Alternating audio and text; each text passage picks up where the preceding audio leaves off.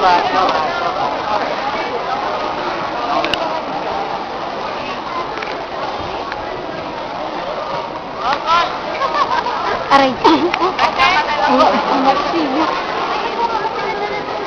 Isang mapagpalang hapon po sa inyong lahat.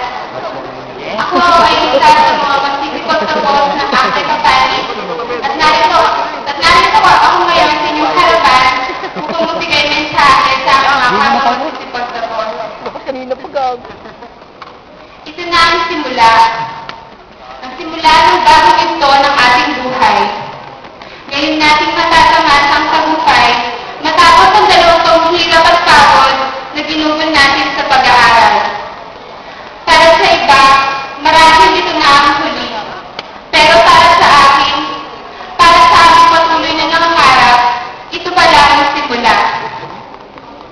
Sa pagtanggap natin sa diploma, ay naisipan natin kung saan tayo matutungo pagkatapos nito. Handa ba tayo sa rating ng bawang hamon ng buhay? Masakit mang isipin, ngunit kailangan na natin iwas ang akses.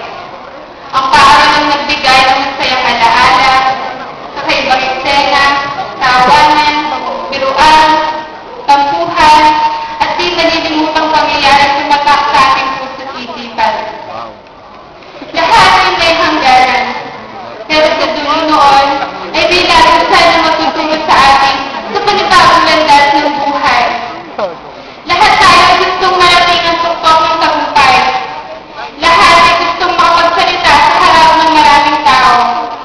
Ngunit hindi sumakit sa isip ko na ang tulad ko kabataan, nakasabay niyong nangangarap, ay narito sa harapan at nagbibigay ng mensahe. At isa sa magsisipag ako ng may karangalan. Kung nakaya ko ngayon, alam ko kakayanin niyo rin balang araw. Dahil naniniwala ako na ang bawat isa sa atin ay pwedeng maging number 1. Ang tagumpay kong ito ay naalala ko sa Diyos na siyang gumagabay sa akin sa lahat ng oras. Hindi niya ako pinabayaan sa lahat ng pagsubok. Gusto ko rin samantalahin ang pagkakataong ito upang ipakita at sabihin ang aking pasasalamat sa mga faculty and staff ng ACTE Kapalit, sa aking COO na si Mr. Jonas J. Lorenzo, sa aking mga classmates sa MHRS, sa mga kapwa ko CIA, sa mga kaibigan ko na sina Christian, Jessie, at si Miss Presley Catholic. Maraming salamat sa lahat. Hindi ko kayo makakalimutan. Oh my Sa God. ako makarating, tatlo kong ibang mamalaki na ako'y nagsako sa ACTE Kapalit. Nagpapasalamat din ako sa mga magulang ko, lalo-lalo na sa aking mga ama. Hindi man siya nakikita ng aking mga mata, alam ko narito siya masayang nanonood at pinapakinggan ng aking talumpati. Ngunit ang tagumpay kong ito ay talagang inaalala ko sa tao, tumayong ina at ama sa aming magkakapatid. Inaanyayahan ko kong tumayo si Mrs. Mercedita Canilao.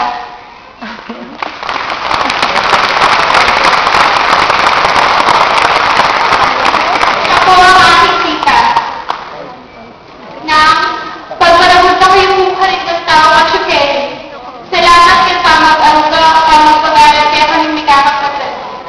Eh kami man pulit wal kaya ka pero yung turing mo kay kami, higit na ka rin tunay mga anak. Para sa kayo yung may nagalan, ikaw ang ating diploma. Dahil ikaw po'y harapan-dapat ng God. dahil ikaw po'y tapat sa rin turing may kakapatid. Dahil kung salamat sa iyo ng sakripisyo at sa lugan na kayo po. Sa mga kapwa ko nagsisipag tapos ng nalit ko ngayon, napakaswerte niyo at kasama ninyo ang inyong mga magulang. Ang tamang pag-aaral at nagsakripisyo para kayo makapagtapos. Ngayon ang tamang pagkakataon upang sila naman ay pasalamatan. Sila ang mga natatanging magulang. Sa pagtawag natin sa labas ng ACTE, naway magsibita ang ilaw na magbibigay liwanag para sa ating bayan. Ang ilaw dito'y magsibig gabay